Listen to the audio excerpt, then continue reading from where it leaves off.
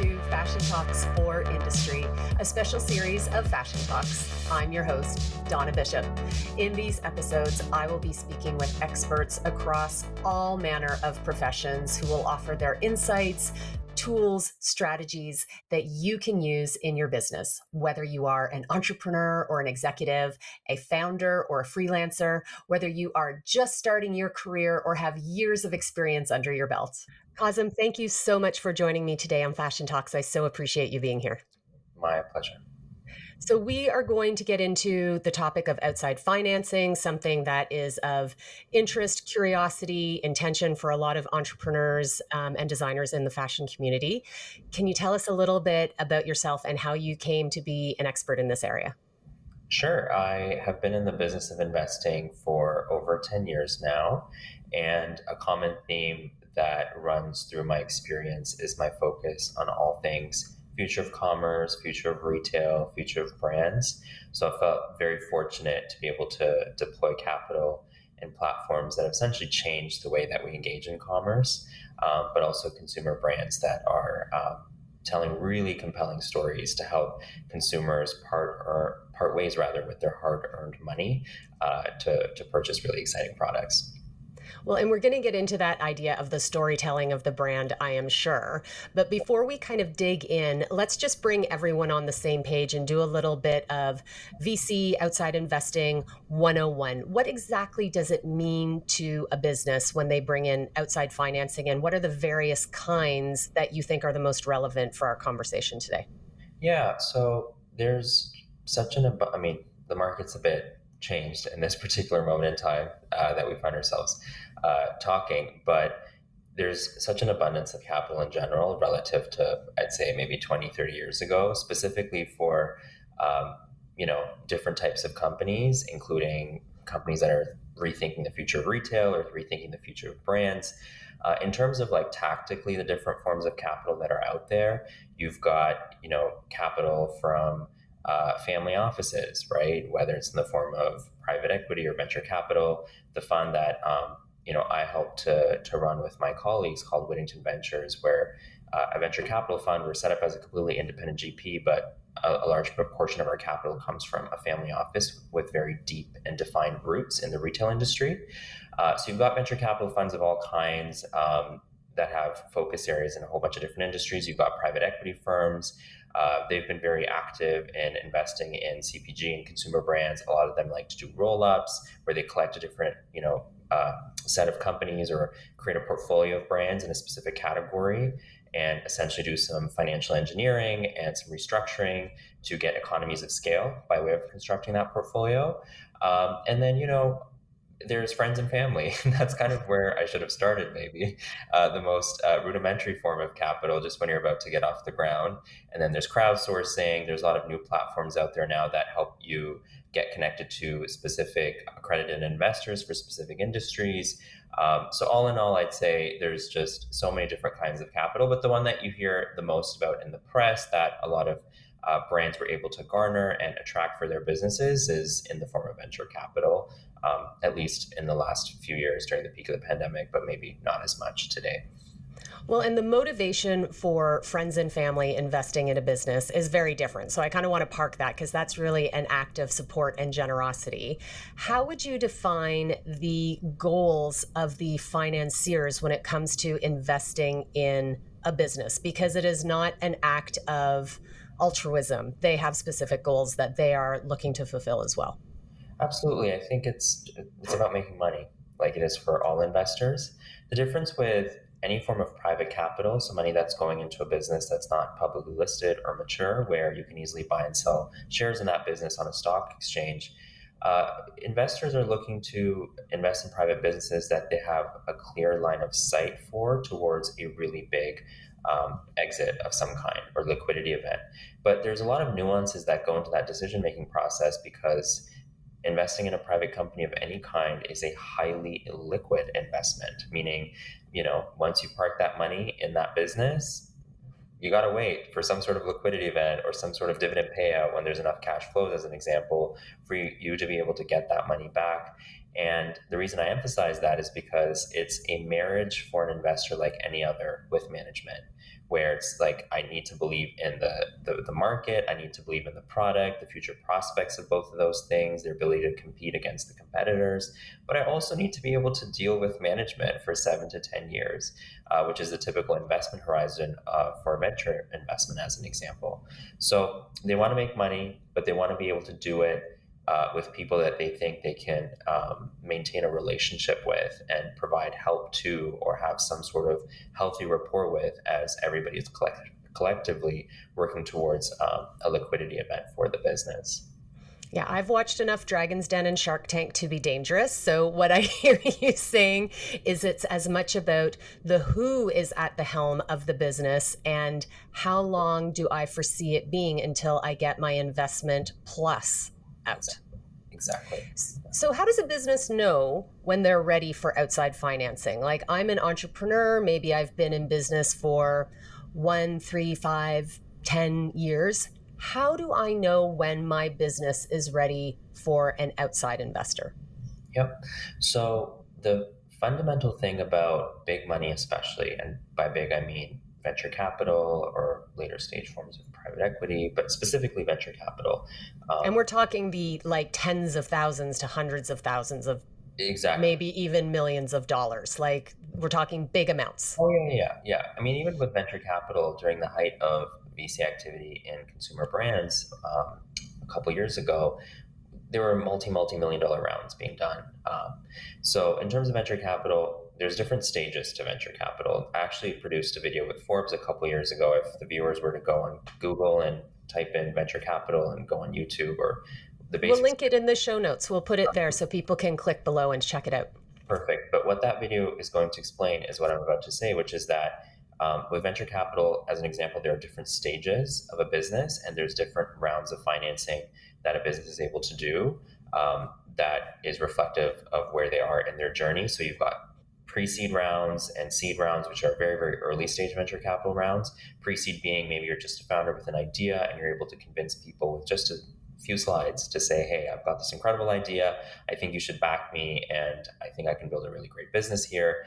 Then as you progress to seed, Series A, Series B, well, there's a huge inflection point that is typically expected between seed and Series A, where once you're at maybe $1 million or $2 million in sales, now you can do maybe a $6 million Series A financing round. And then that money comes in, and then you're working towards a Series B, which is where maybe you're doing about $10 million in sales. And now you're thinking about international expansion. If, let's say, you originally started in the US market, but now you want to expand to Europe or wherever else, Asia, then you do a Series C and you might raise $50 million. And now you're looking to go global. And then you might do a couple more later stage private rounds of financing before you have some sort of liquidity event, whether a company acquires you, a competitor, or you're able to go public and list on a stock exchange of some kind. So in terms of knowing when you can raise that capital, it can be as early as when you have an idea and a piece of paper, but all else equal, of course, it's very difficult to convince investors of your vision, especially if, let's say, if you're somebody who built like a Lululemon before and you're doing the next thing, people are going to try to throw money at you because you've got that pedigree. But if, let's say, you're a first time founder, that's going to be a lot harder to do. So the challenge for you is to try to get the business to default to live, probably to a couple 100,000 at least in sales. And then maybe you can go and say, hey, I'm trying to raise $2 million as part of a seed round. Is anybody interested? Can you help me out? Well, and you said something interesting there that I want to pause on for a sec, is you talked about, obviously if it was a founder of something, they'd done something amazing previously, that's obviously great currency and value to go into these meetings with.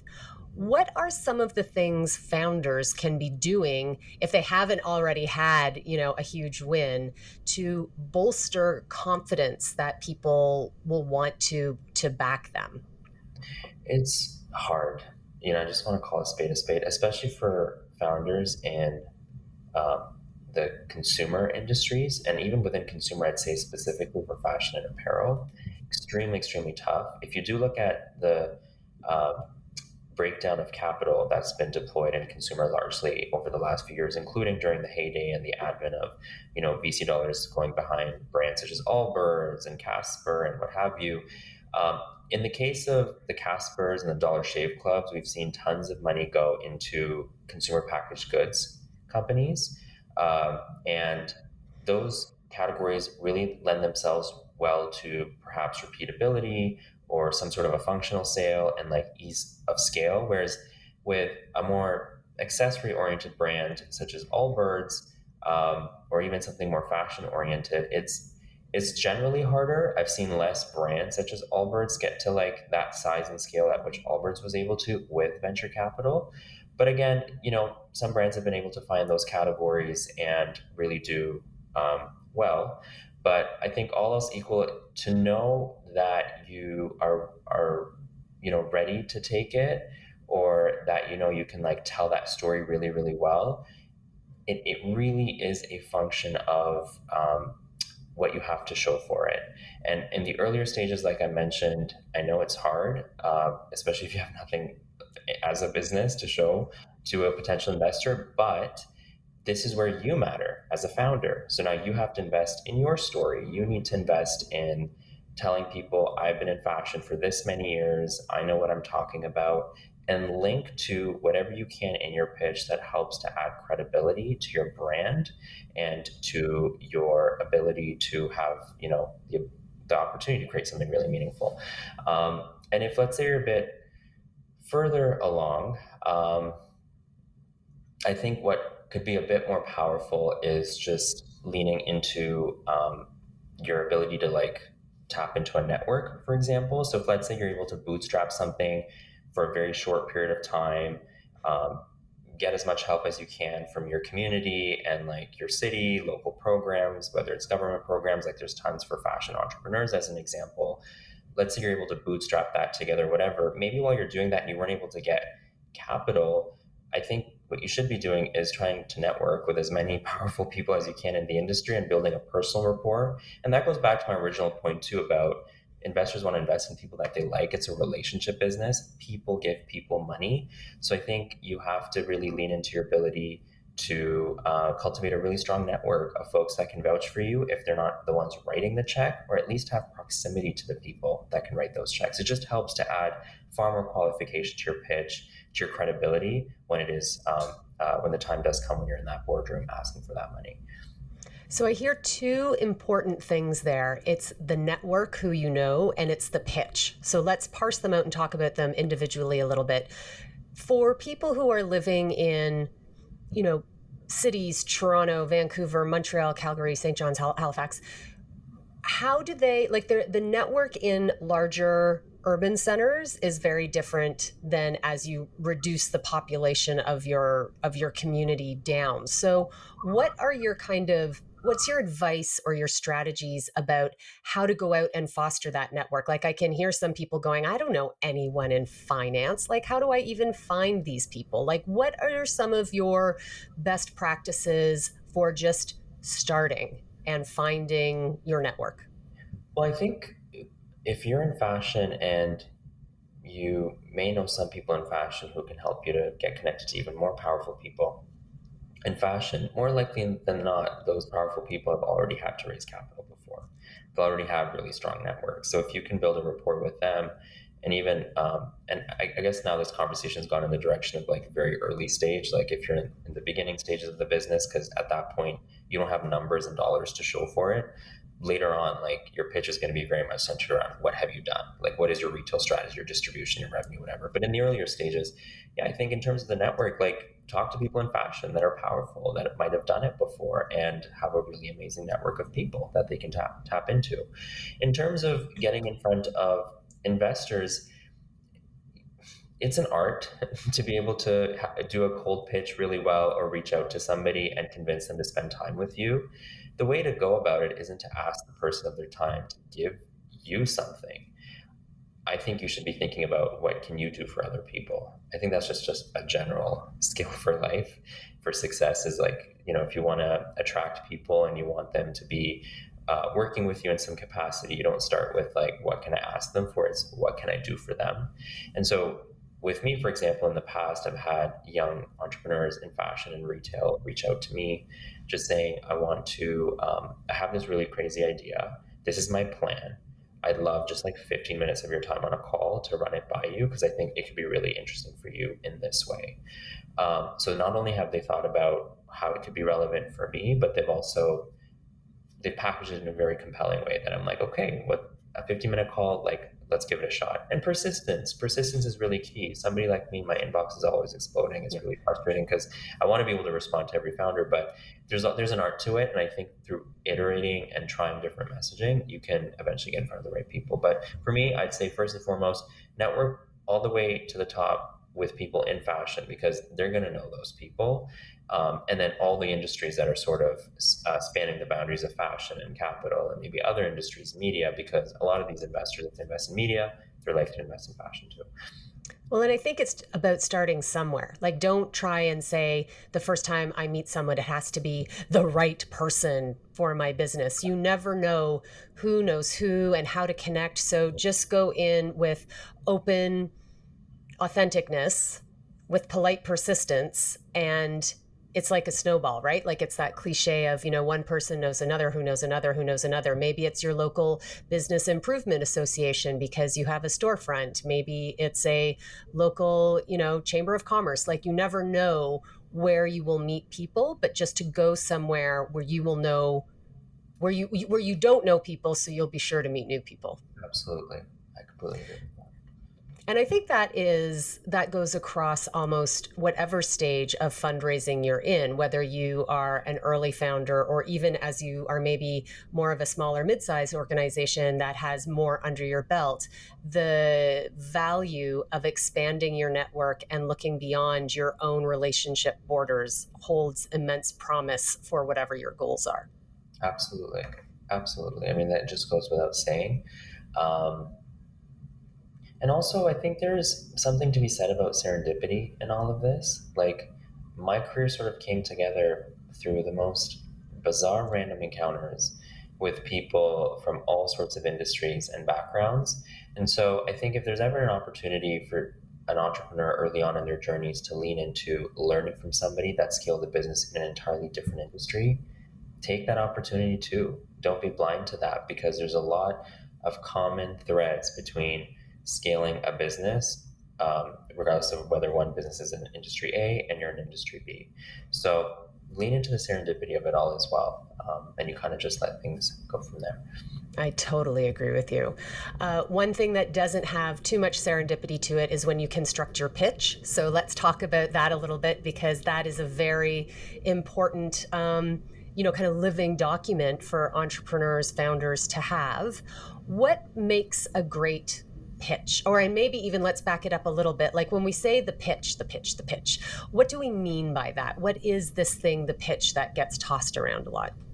Well, in the most literal sense, it's usually a slide deck. So it could be like 5 to 10 slides, the starter one that you feel comfortable sharing with people that you're asking to invest in your business and emailing around or having as like a doc send link. I'm forgetting, I think it's doc send where you just send out the PDF and you can see who's been clicking it and seeing through the slides. But so very rudimentary, like in a rudimentary way, it's a slide deck.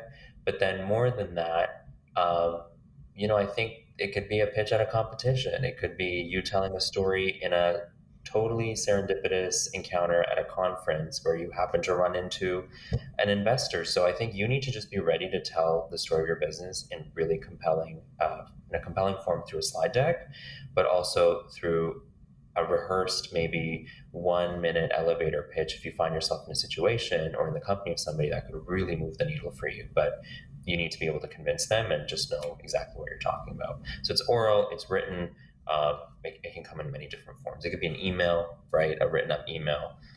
It's quite diverse.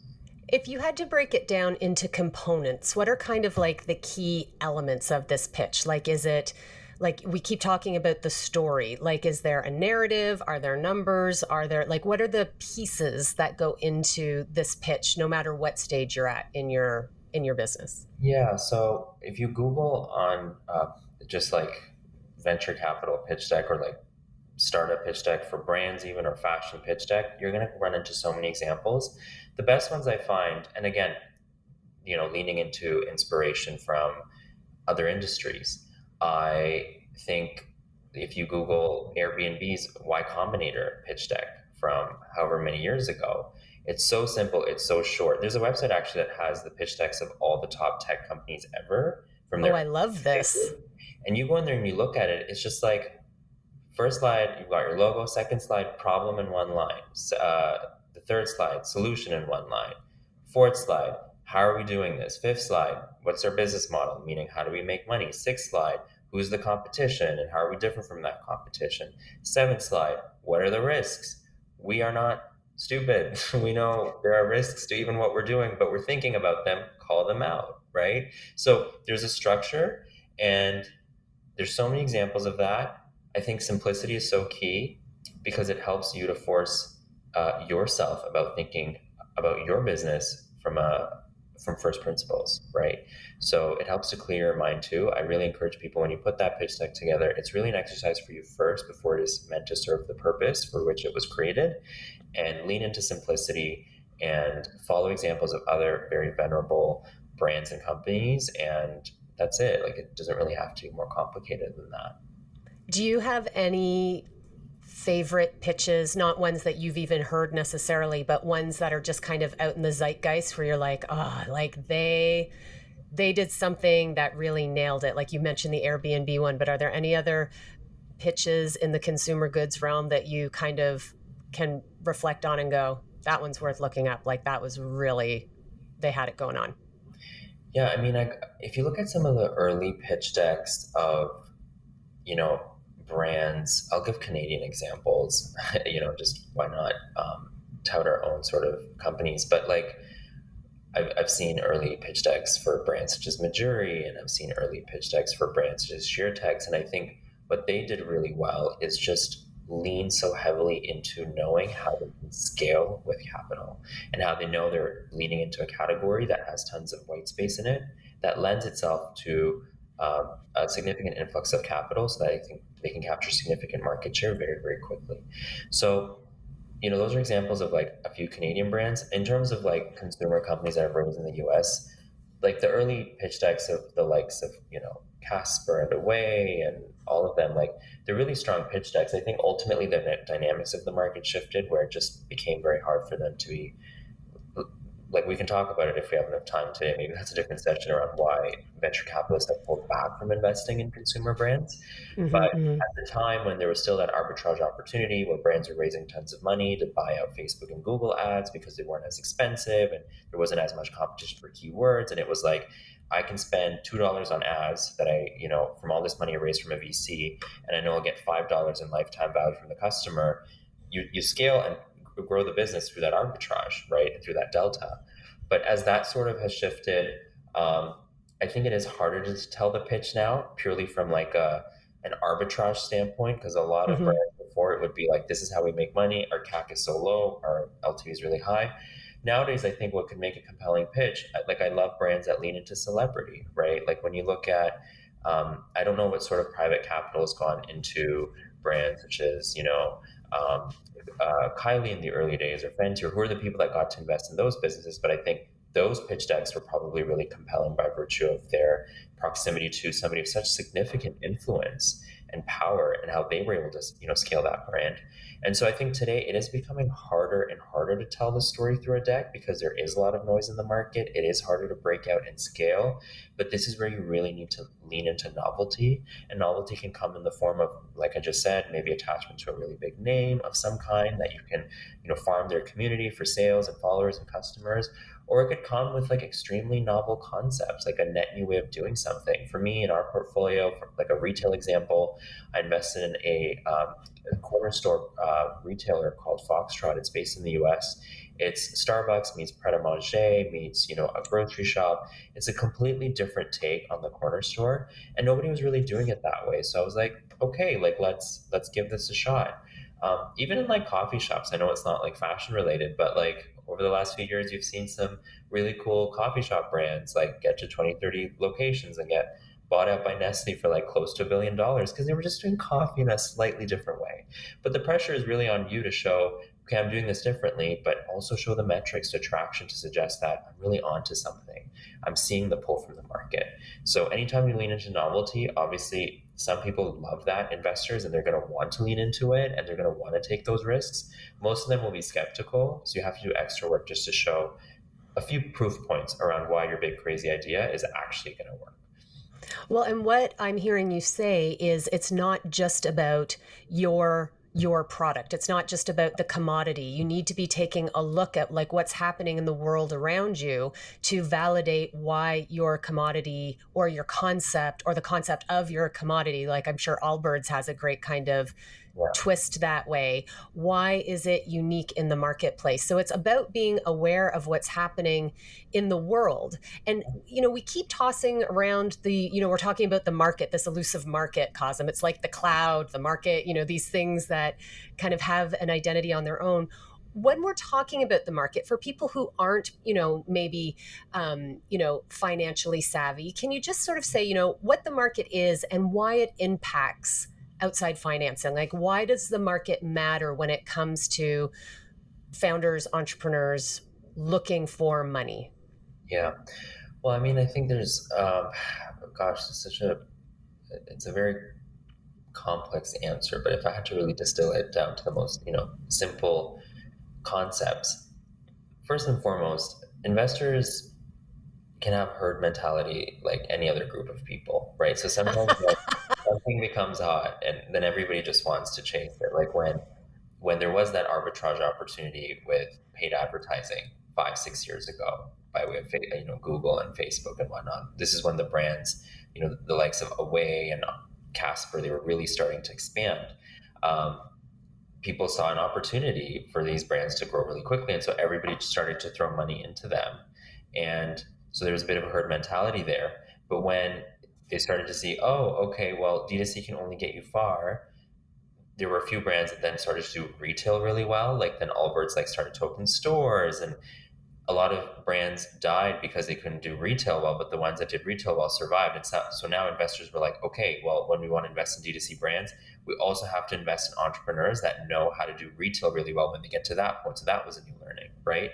So when we talk about the market, it's like seeing businesses, when they thrive, you chase them, but then based on the ones that die and how they iterate and pivot and continue to survive, then investors are also rewriting their playbooks for what they should be looking for, right?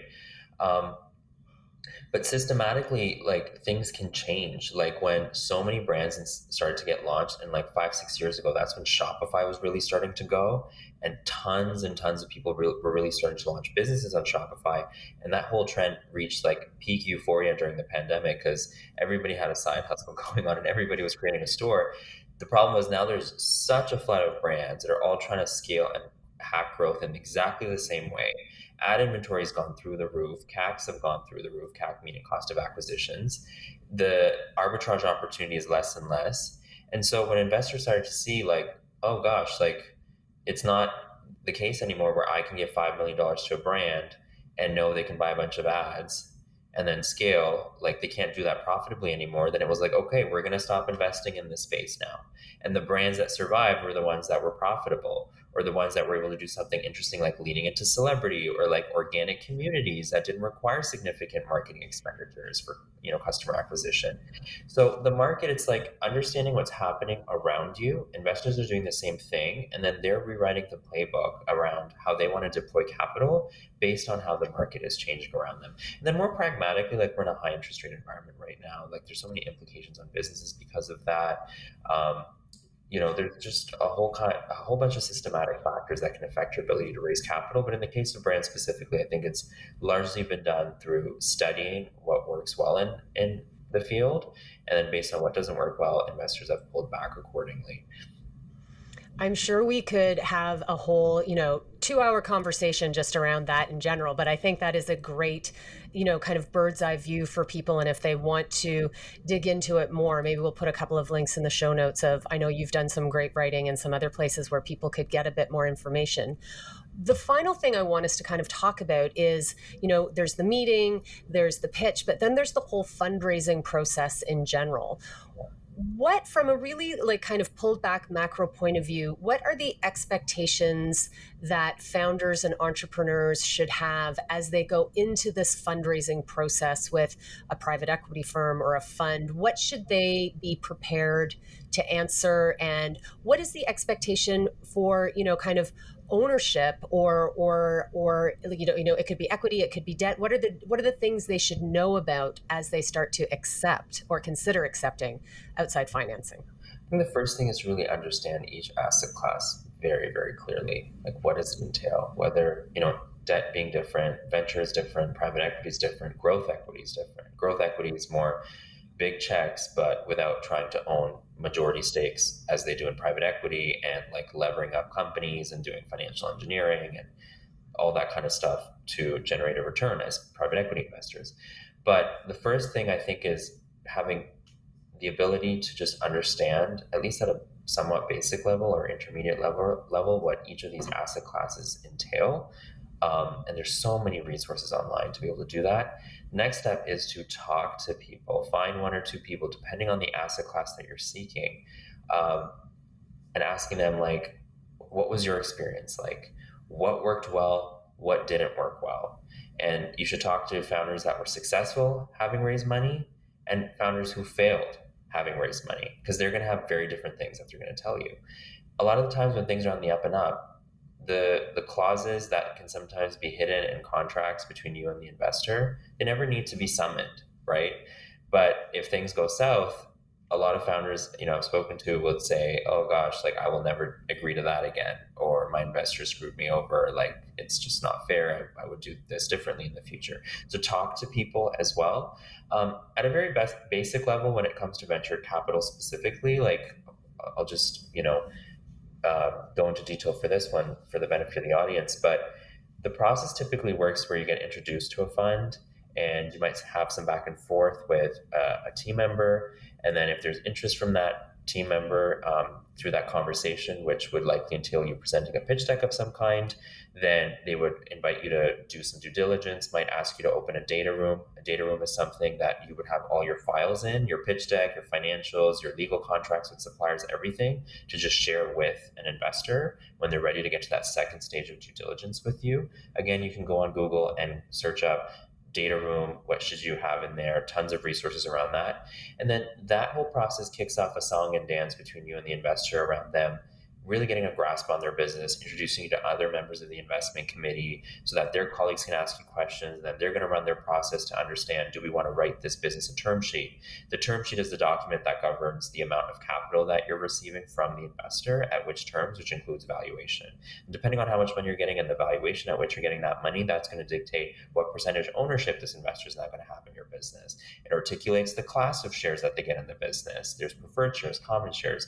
I'd encourage people to read up on the different share structures, capital structure of a business, because different shares have different rights. For example, if you sell your business at a certain price that's lower than the valuation at which the investors invested, the investors are going to get their money back before you. Little Yeah. things like that. If you sign the term sheet, that kicks off like a 1 month process of legal due diligence where the investor will get lawyers involved, they'll draft up documents, get everything finalized and sealed. And then once they've received the investment, the next step for the investor is portfolio management. So expect to hear from them. Maybe if they gave you enough money, they're joining your board of directors. They're going to be a director on your, on your governance committees or whatever.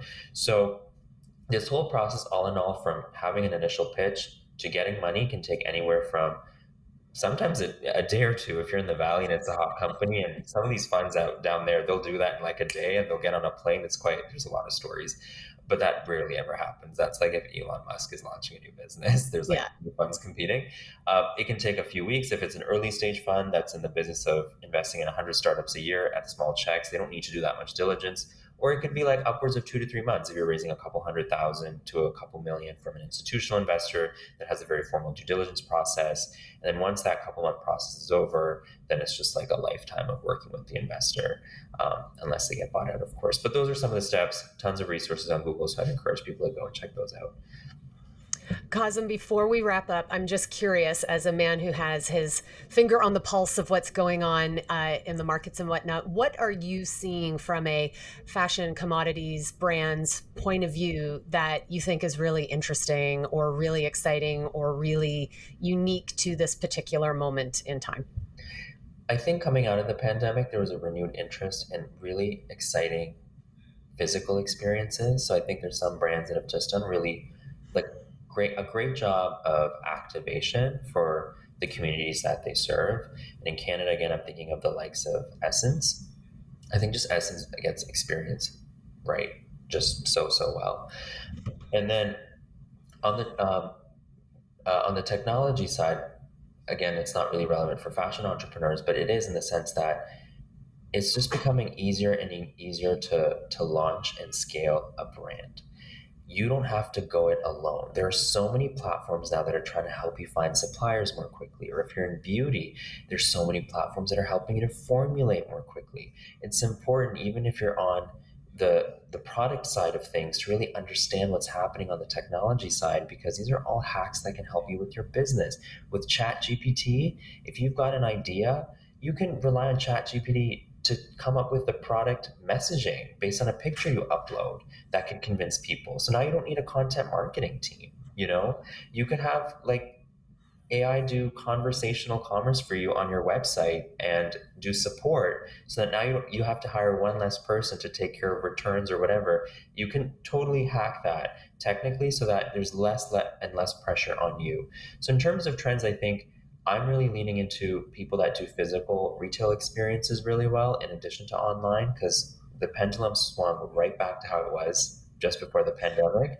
It really did. Like, it was a fast Yeah. return to what we knew. Like, there was the Spotify boom, and so many brands, I think, thought we're going to live here forever, and woof. Yeah, exactly. So I think what we've learned is it's still important to think of everything in terms of the omni-channel, and brands that succeed do it really well from a 360 standpoint. And then separately, from a technology standpoint, it's so important to keep your pulse on new things such as AI, or like platforms that are launching to help you launch brands more ubiquitously or at like a much a lesser cost. And that's just going to help you. Like, the more you know, the more you can save yourself heartache and money, frankly, to do things that the faster you can do, the faster you can grow and scale as well. Qasim, this has been so valuable. I know people listening are hopefully furiously taking notes and will look up many of the resources that you mentioned. If people want to reach out to you directly, or they're interested in perhaps digging into some of the writing you've done for the Globe and Mail and other publications, where are the best places for people to find you? Well, you can go to my blog. It's fireant.co. And over there, I have so many market maps. For example, just recently, The Logic covered my market map for generative AI startups serving the retail industry. So you have like a map of 100 startups, some of which are doing, product marketing, some of which are doing conversational commerce, some of which that are helping you with product design, like using AI to do the creative process, right? I mean, there's some ethical stuff about that. Maybe that's a different conversation. There's a lot to discuss in that. So you have tons of market maps on my blog, and it's and even like some related to the Canadian landscape for tech startups and brands. So you can get a snapshot of everybody in our country that's doing cool things. If you want to reach out to other founders or agencies that can help you. And then separately on my website, QasimMohammad.com, you can see just all the articles that I've written over the years about different trends, if you want to get up to speed on them. Or understand how they might potentially impact your business. And then, of course, you can reach out to me. But Amazing. The challenge is making an email that will make me want to respond. But no, I'm actually not that guy. I respond to everybody. So if people want to reach out to me, they can reach out to me through WittingtonVentures.com. Amazing. We'll link all those below as well. Qasim, I always feel smarter after I have spoken with you. Thank you so much for being here and sharing your insights and your expertise. It's my pleasure, Donna. Anytime. Thank you so much for being here today. Fashion Talks is written, produced, and hosted by me, Donna Bishop, and there is a link below in the show notes if you'd like to get in touch. Thank you to CAFA, the Canadian Arts and Fashion Awards, Jason Perrier, technical producer, and to Nick Crane for the amazing artwork. Hope you'll join me here again soon.